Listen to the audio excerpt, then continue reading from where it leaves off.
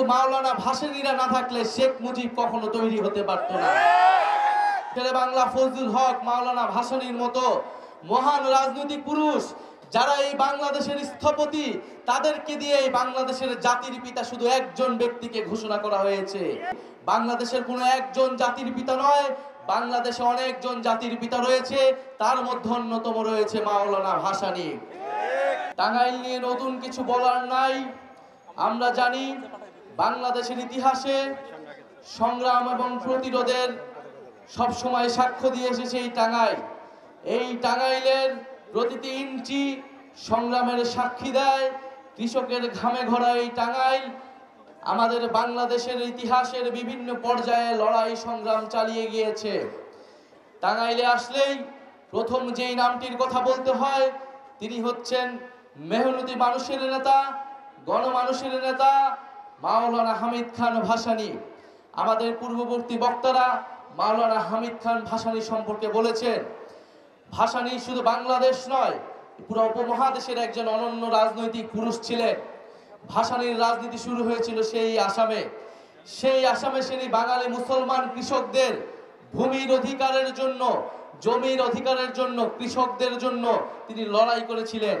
যেই লড়াই এখন পর্যন্ত আসামের বাঙালি মুসলমান এবং হিন্দুদেরকে লড়তে হয়, তার পরিচয়ের জন্য তাদেরকে লড়াই করতে হয়, কারণ আসামে তাদেরকে দ্বিতীয় শ্রেণীর নাগরিক হিসেবে পরিচিত করে দেওয়া হয়েছে। ফলে মাওলানা ভাসানী যেই লড়াই শুরু করেছিলেন আসামে, যেই লড়াই শুরু করেছিলেন এই টাঙ্গাইলে, যেই লড়াই শুরু করেছিলেন এই পূর্ববঙ্গে, সেই লড়াই কিন্তু আজও প্রাসঙ্গিক। মাওলানা ভাসানী প্রথম ব্যক্তি যিনি পাকিস্তানি শাসক গোষ্ঠীদের বিদায় ঘোষণা করেছিলেন কাকমারি সম্মেলনের মাধ্যমে।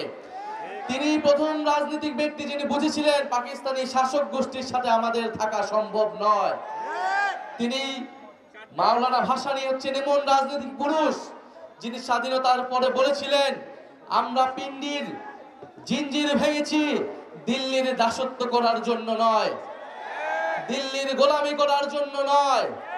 তিনি একাধারে ব্রিটিশ উপনিবেশের বিরুদ্ধে লড়াই করেছিলেন, পিন্ডির আধিপত্যবাদের বিরুদ্ধে লড়াই করেছিলেন, দিল্লির আধিপত্যবাদের বিরুদ্ধে লড়াই করেছিলেন। মাওলানা ভাসানী আমাদের ফারাক্কা লং মার্চে নেতৃত্ব দিয়েছিলেন। আমাদের যে নদীর অধিকার, পানির অধিকারের জন্য যে আমাদেরকে লড়াই করতে হবে, সেই লড়াইয়ের সূচনা করেছিলেন মাওলানা ভাসানী। আমরা আজকের এই সমাবেশ থেকে মাওলানা ভাসানীকে শ্রদ্ধা ভরে স্মরণ করতে চাই। আপনারা জানেন মাওলানা ভাসানীকে ইতিহাসে স্মরণ করা হয় না। সার্জিস আলম বলেছেন, শেরে বাংলা ফজলুল হক, মাওলানা ভাসানীর মতো মহান রাজনৈতিক পুরুষ যারা এই বাংলাদেশের স্থপতি, তাদেরকে দিয়ে এই বাংলাদেশের জাতির পিতা শুধু একজন ব্যক্তিকে ঘোষণা করা হয়েছে, একজন ব্যক্তিকে পূজা করা হয়েছে গত 54 বছর ধরে। কিন্তু মাওলানা ভাসানীরা না থাকলে শেখ মুজিব কখনো তৈরি হতে পারতো না। যেই 69-এর গণ অভ্যুত্থানের মধ্য দিয়ে আওয়ামী লীগ নেতৃত্ব নিয়েছে, সেই 69-এর গণ অভ্যুত্থানের অন্যতম কারিগর ছিলেন, নেপথ্যের পুরুষ ছিলেন মাওলানা ভাসানী। মাওলানা ভাসানী কৃষকদের জন্য লড়াই করেছিলেন, শ্রমিকদের জন্য লড়াই করেছিলেন, গণমানুষের লড়াই করেছিলেন। আমরা মাওলানা ভাসানীর সেই আদর্শকে ধারণ করে জাতীয় নাগরিক পার্টি বাংলাদেশকে এগিয়ে নিয়ে যেতে চায়। মাওলানা ভাসানী শুধু রাজনীতিবিদ ছিলেন নাই, তিনি ছিলেন একজন রাজনৈতিক দার্শনিক।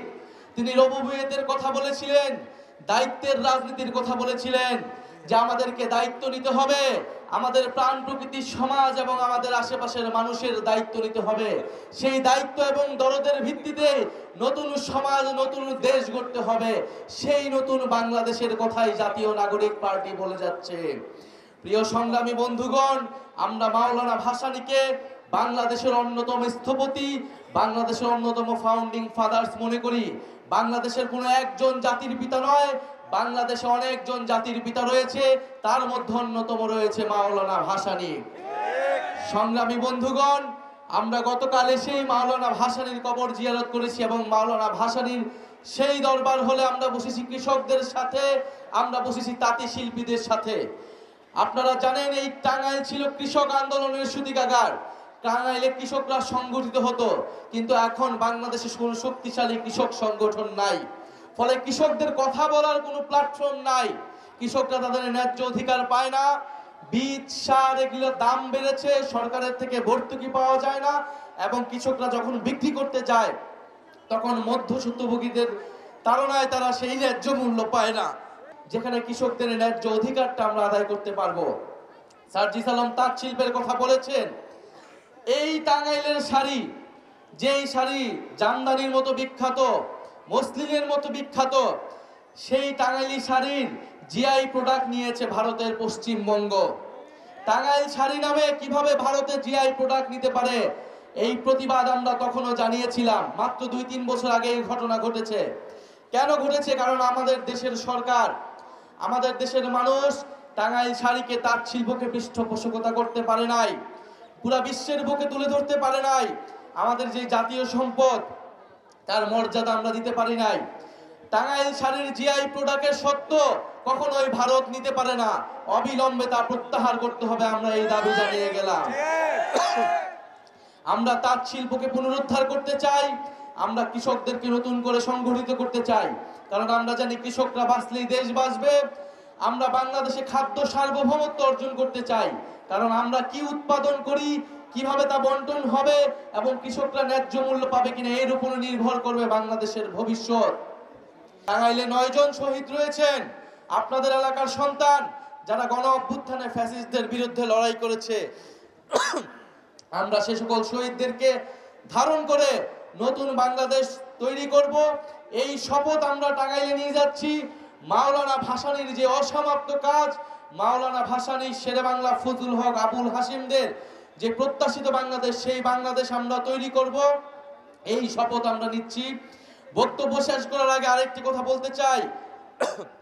আপনারা দেখেছেন কয়েকদিন ধরেই রংপুরের গঙ্গাছড়া একটি উপজেলায় আমাদের হিন্দু জনগোষ্ঠীদের বাসভবনে, বাড়িঘরে হামলা চালানো হয়েছে, লুটপাট চালানো হয়েছে। আমরা তীব্র নিন্দা জানাই। ধর্ম অবমাননার অভিযোগে আমাদের নবীজিকে সেখানে কটূক্তি করা হয়েছে।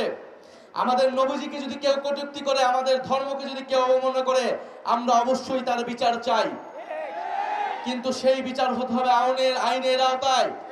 আইনের প্রতি আমাদের শ্রদ্ধাশীল থাকতে হবে, কিন্তু সেই ঘটনাকে কেন্দ্র করে যদি সেই সম্প্রদায়ের উপর কেউ আঘাত আনে, সেই ঘটনাকে আমরা কখনোই মেনে নেব না। আমাদের ধর্ম এটাকে পারমিট করে না। আমাদের ধর্মে বলা আছে, পিতার অপরাধের জন্য পুত্রকে দায়ী করা যাবে না, পুত্রের অপরাধের জন্য পিতাকে দায়ী করা যাবে না। অন্য ধর্মের উপর আঘাত দেওয়া, আমাদের এই নবীজি আমাদেরকে এই শিক্ষা দেয় নাই। নবীজি সবসময় অন্য ধর্মের মানুষের নিরাপত্তা নিশ্চিত করতেন। ফলে এই ঘটনা যারা ঘটাচ্ছে, তাদের উদ্দেশ্য ধর্মীয় নয়, তাদের উদ্দেশ্য রাজনৈতিক, তাদের উদ্দেশ্য সাম্প্রদায়িক, এবং তাদের উদ্দেশ্য হচ্ছে লুটপাট করা। এই রাজনীতি শুরু করেছিল আওয়ামী লীগ, সংখ্যালঘুদের জমি দখল এবং লুটপাটের রাজনীতি এবং বিচার না করার রাজনীতি। আমরা আজকের সমাবেশ থেকে বলতে চাই, রংপুরে যারা এই ঘটনা ঘটাচ্ছে, তাদেরকে অবশ্যই বিচারের আওতায় আনতে হবে। যিনি ধর্ম অবমাননা করেছেন, তাকেও বিচারের আওতায় আনতে হবে। আমরা ধর্মীয় সম্প্রীতির বাংলাদেশ গড়তে চাই, ইনসাফের বাংলাদেশ গড়তে চাই, বৈষম্যহীন বাংলাদেশ গড়তে চাই। ইনকিলাব জিন্দাবাদ, এনসিপি জিন্দাবাদ, মাওলানা ভাসানী জিন্দাবাদ। ইনকিলাব ইনকিলাব জিন্দাবাদ।